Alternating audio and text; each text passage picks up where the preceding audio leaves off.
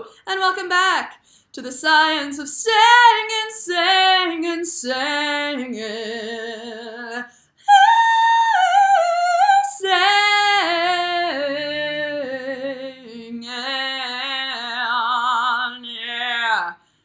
Got a little lost there at the end. So I've decided this is my new theme song. So, this is a follow-up video to the mainly slide video, if you happen to watch it, about my funky vocal folds, or the paresis that I have in my throat. My left vocal fold doesn't close quite as much, and it doesn't open out all the way either.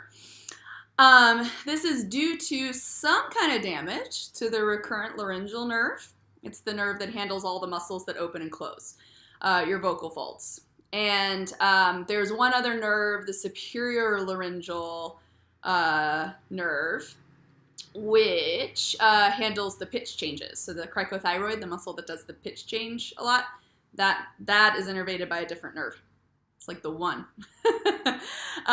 So anyway, so left recurrent nerve paresis is what I have, and that's what you saw. You get a little asymmetry in how it moves. You get a little, like, the V isn't like a perfect V. It's kind of like a V, you know, it's a little funky. When my vocal folds are just open and hanging out. Sometimes they look perfectly symmetrical, and sometimes they don't, because I have a weird little paresis where the nerve just sometimes fires and sometimes doesn't, and I have no idea when it's doing what.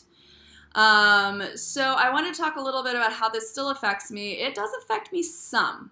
It doesn't affect me a lot. It used to affect me a lot because I had a lot of tension that I used to try to get any of the breathiness that happens with the paresis. Tried to get that out of my voice. And so I used to have a lot of excess tension. So by the time I went to voice therapy, my speaking voice was fatiguing at the end of the day. Like at the end of a work day, you know, at like the day job, right, while you're a singer, where I paid my bills. It was in customer service, and my voice would get really fatigued. My voice was really soft, like softer than it should have been, to the point where people had trouble hearing me. Not necessarily one-to-one, but especially going out, like at restaurants, I had no hope of being heard, essentially, and it would always like really fatigue me to go. I had a lot of that muscle tension, that squeeze of the ventricular folds were pretty squeezed out. And in singing, I had a lot of tension there too, of course. So I had tension in my speaking voice, and I had tension in my singing voice, which meant my baseline experience was tense. My voice was always tight.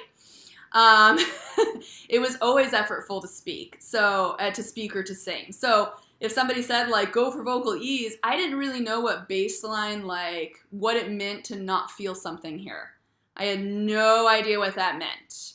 Because, like, it was something I really couldn't imagine. Because for a good probably 10 years or so, I had this paresis that I was compensating for that I didn't know about. Now, paresis can come from things that are, like, real health problems. So definitely, if you happen to get a paresis diagnosis and your doctor says, go get a CT, go get these other things, get those other things. Because one thing they ruled out with me was thyroid tumors or cancer in the thyroid, which is kind of below your larynx, the thyroid gland. So you could have trouble there. But that got ruled out, so that didn't happen. The other thing we see left-sided paresis or paralysis in is people with heart conditions. And the left side of the recurrent nerve is kind of a weird one. It travels all the way down and actually wraps around the aorta and comes back up. Which is why, if people have heart surgeries, it can get completely cut, and they can have paralysis from that. And then the other thing that happens is just, well, somebody out there is doing some research right now on, you know, the thought that for some people, that recurrent nerve, if you have like increased blood pressure and cardiovascular issues, maybe the nerve gets kind of affected by that, by being so close to the aorta. It's like under more stress, shear stress. So that's like vibrational, mechanical, like it's getting tugged at a lot more tissue-wise compared to other nerves, and so maybe that causes some of the damage. Who knows? What's more likely in my case is it was some kind of virus, probably, that just lodged itself in there. I remember in undergrad having like a really weird throat, like viral thing where like my tonsils got really big and like, yeah, and whatever, it was weird. And after, and then I had like this kind of weird breathiness that started showing up and this constant tongue tension that started showing up. And really from trying to compensate for the breathiness, this like high pitched breathiness. It wasn't just like, like a whispery breathiness. It was like a leaky tire kind of breathiness, this high pitched thing that voice teachers always talked about. They always mentioned it every time I sang for any voice teacher. They would mention that, this high pitched breathiness in my voice. And the voice teachers always sought to get that sound out of my voice. They wanted the breathiness out. So I figured out how to get it out by being super tight. I would squeeze the dickens out of my throat to get that breathiness out and to try to make my voice sound clear. Okay?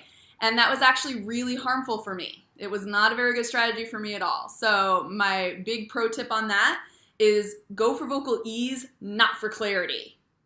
All voice teachers out, everybody needs to be going for like, is it easy for the person to produce the voice versus is the voice clear? Because, I mean, there's a tolerable level of some imperfections in your voice quality that, like, professionally you can still hack it, all right? There are opera singers out there who are somewhat breathy when you hear them up close, but because they resonate so well and their voice is so easy and so free, if you were in the opera house with your ticket, you buy a ticket, you sit in the front row of the orchestra seats, you would never hear the breathiness. It doesn't carry that far. You hear the nice clear resonance. So there's pros out there that are a bit like that. And so essentially when I went to therapy, I did the speech therapy to get the tension out of my voice. So I found out what baseline easy vocal production is and was like, holy crap, it was fantastic. So the benefit for that for me was I got much better vocal resonance, even though the little breathiness shows up sometimes. But my resonance is so good that most people don't even notice the breathiness. Some voice therapists who work with injured speakers can hear it if I mention it. It's like one of those, if I mention that I have it, they're like, oh, I kind of hear it a little, But I also mention it to any new voice teachers I get. I'll say, I have this paresis. What you'll hear is this high-pitched breathiness. It might come and go. It might be present 1 second, and the next time I take a breath and come back in, it's there. And it might go away. Who knows? Like at the beginning of a song, it might not be there. But just so you know, that's part of my paresis, and I can't do anything about it. Like if I try to do something about it, it's going to cause more tension, and it's going to be really hard for me to sing. So I'll usually just let them know straight up that that's a thing, so that and usually nowadays it's kind of my level for knowing I found a good voice teacher, because it's like if they're totally cool with the fact that my voice will not be clear, like the teacher I found in Tucson, she was saying, she was a professional and she was a retired professional and she'd sung at like, Seattle Opera House and all over the world and everything in her career, and as a coloratura, as like a lighter voice coloratura. And she was saying, like, so what? So many professionals don't have clear voices. Like, she's like, they just sound really good, like, from, over the orchestra. They sound amazing, but up close, they're breathy or whatever. She's like, who cares? No big deal. And I was like, oh, yeah, you're my voice teacher now. Like, essentially, that's for me. Someone who's just going to be like, whatever about that little high-pitched breathiness. Let's just make it nice and easy for you and get some really good quality resonance out of you. I do not have a voice teacher out here in the Bay Area. I have not done due diligence and explored. But I also don't have a place to practice. I could practice in my apartment, I guess, now, and, like, just let the neighbors deal. But, yeah, I don't know. I'm wussing out on the practicing, so anyway. So other ways it happens to affect me. Main ways. In my speaking voice, it doesn't actually affect me very often one-on-one, because as long as I stay easy with my voice, I don't have a problem. If I go out to a noisy place, there's a certain threshold of noise in like a restaurant or like a bar or wherever. There's a certain threshold of like they've turned up the music and there's a lot of people there talking very loudly that I have no hope of being heard over. or very little hope of being heard over. And so usually in those situations, I just either don't talk as much, or or if it's like I'm out with my husband, for example, which I realize I don't have my ring on right now. I've been hanging out at home without it. Oh well. So, you know, like I'll lean forward and I'll like gesture like for him to come closer if he can't hear me, because I cannot get enough actual amplitude, like baseline, true vocal loud, true volume in my voice to really carry over certain things. I can't get to like that upper threshold of what's normal amplitude for females. I just can't. I can't get up there. I don't have enough closure to get of my vocal folds to get a strong enough vibration to create a loud enough sound wave that like actually carries over some of that noise. So I've learned to not fight with it. And that was my biggest like thing I had to learn for myself, is don't fight it. If I can't be heard over noise, I can lean in, because reducing the distance between you and the person you're talking to definitely helps. Because there's an amplitude drop off with distance. So even a few inches can make a huge difference. So pro tip, try that if you have trouble being heard in noisy places. The other thing is, though, I tend to pick places that I want to go to based off of how noisy they tend to be. Like if a place is really ridiculously loud to the point where I have no hope of being heard over it, and it's like a restaurant where I want to go and talk about my day or whatever, I don't go back to those restaurants for those things. Maybe the food's amazing and maybe I'll go back just for the food, but it's but it's not like a social restaurant, right? Like it's not like I'm not going to go there and talk because it's too loud. Like, woof, my voice won't do it. Just won't. And I just learned not to compete. I also don't compete with, you know, when you're in the crowd with the friends who are like maybe really extroverted or performers, period, who tend to talk really loud and they each like kind of one up each other on vocal volume and it just gets louder and louder and louder as a group. I can't compete with that. I just can't. I straight up can't. I don't have the loudness to do that. So I don't have the amplitude to do that. So I'll just stop competing. Like I'll just sit back and listen and stop talking and stop competing with the group. That's just what I do.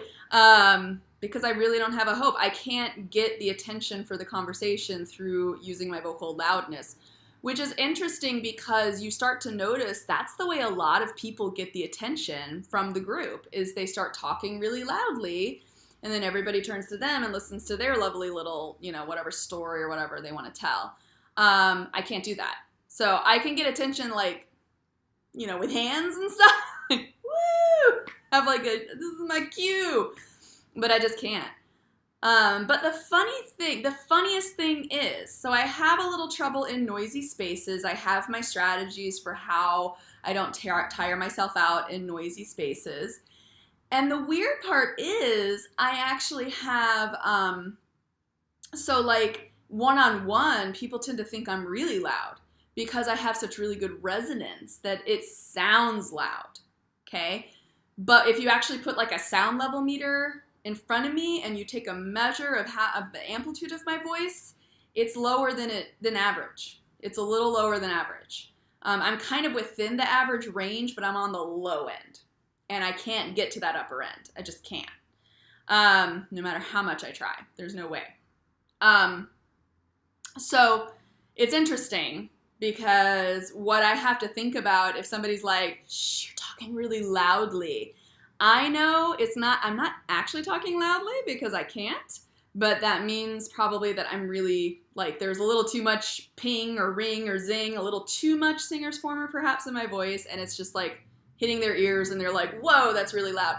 So then I just try to kind of make it a little breathier. I just change my vocal quality to be slightly breathier to make it softer. So that's like, which I know from acoustic stuff, if you do a little bit of a breathier voice and you purposely put a little more air through there, your vocal folds aren't going to be closed as tightly, but also it dampens out some of those higher harmonics that give you that strong singer's formant. So it gives the impression that your voice has gotten softer.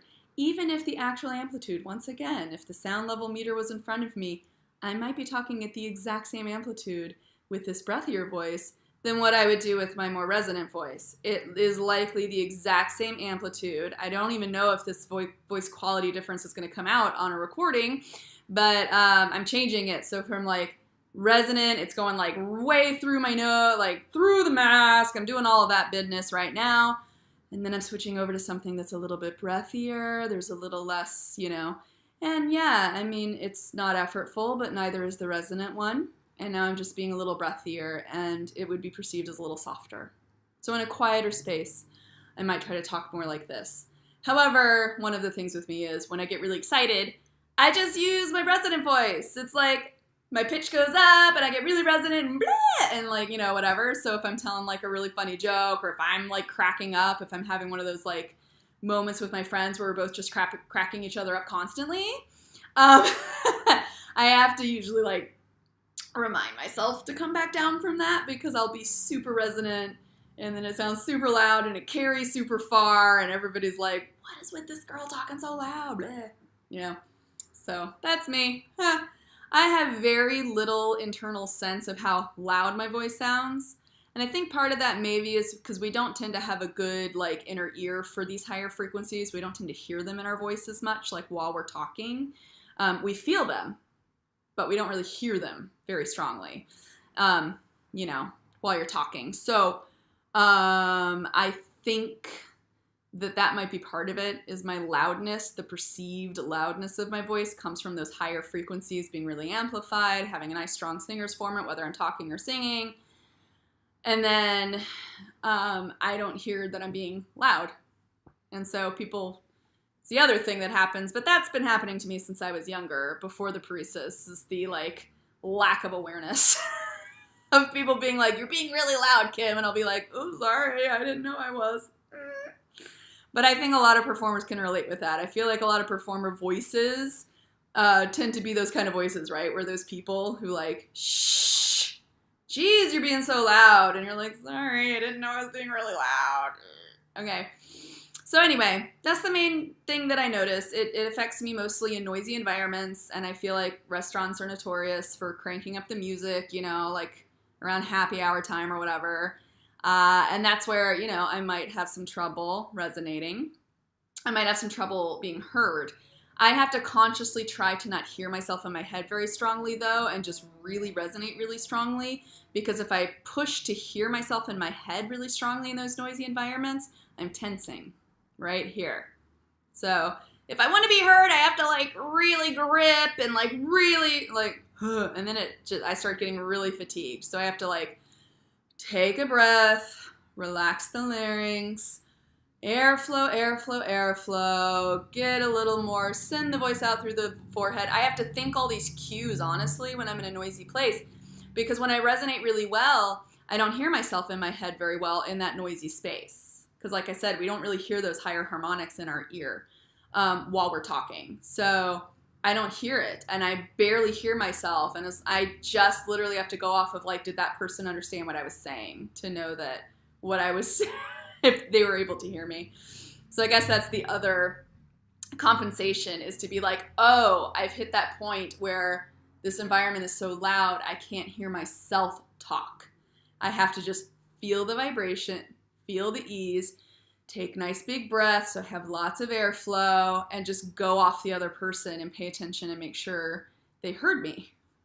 And if that doesn't work, that's when I'll do the like, I'll lean into them a little bit, or I'll cue them to come closer to me. So that's what I have to do. C'est la vie. That's my paresis, and that's how it still kind of affects me, but as long as I stay with vocal ease, I'm usually pretty good to go. I can make it through a whole day without any fatigue.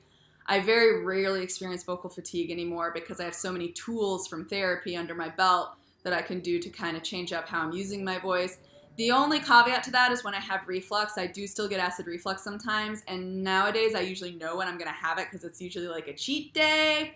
It's like I'm going to go out and have like the chocolate dessert with the red wine and bleh, you know, and I'll know that I'm going to have some reflux.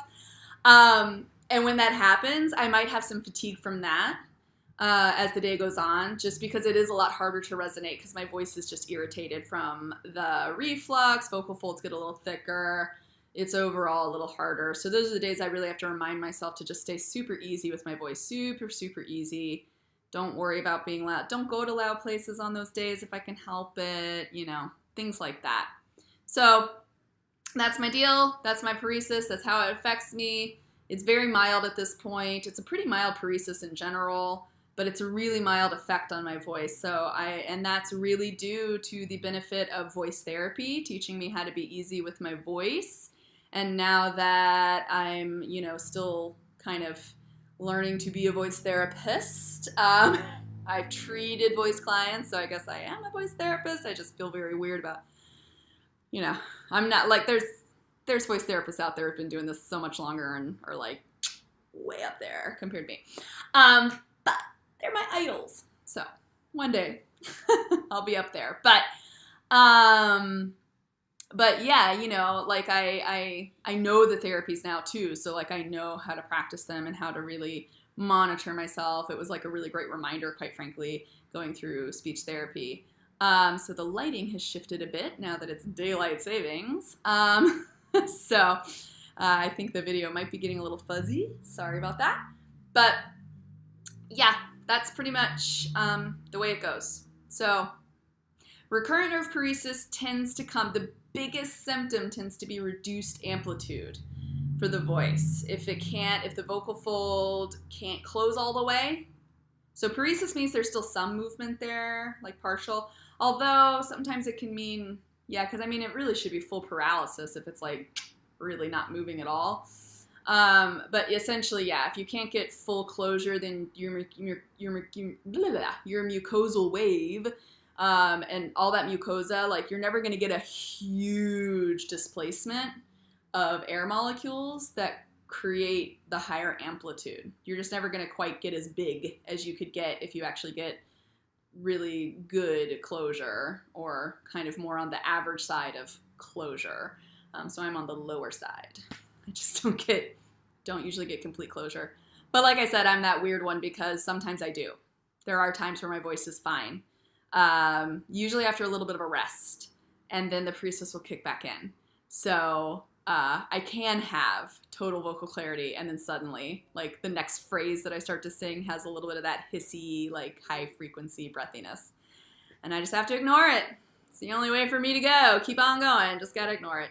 All right. So anyway, that's how my paresis affects me. I know different injuries affect people very differently. If you've had a vocal injury in your past and it's affecting you a certain way, and you want me to do a video maybe on those injuries and what tends to happen and recovery and things like that, please let me know in the comments below. And I would love to do a series of videos, especially on like how injuries tend to affect singers, because I've met a lot of singers with a lot of injuries through having my paresis.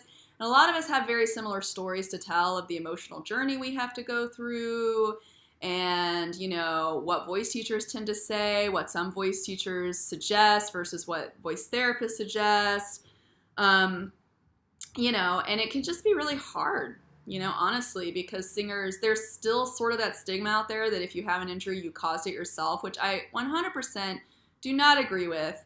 I do not like that at all, because like even if you end up with vocal nodules, it's not like you meant to get vocal nodules, right? It's like if you sprain your ankle, no one's going to be like, well, that's just silly. You have really poor walking technique. Why did you sprain your ankle? You must have the worst walking technique ever. And it's like, no, we never say that. It's just like, oops, there's an accident that happened. And I think vocal nodules and other injuries are very similar. It's like, oops, it's a thing that happens.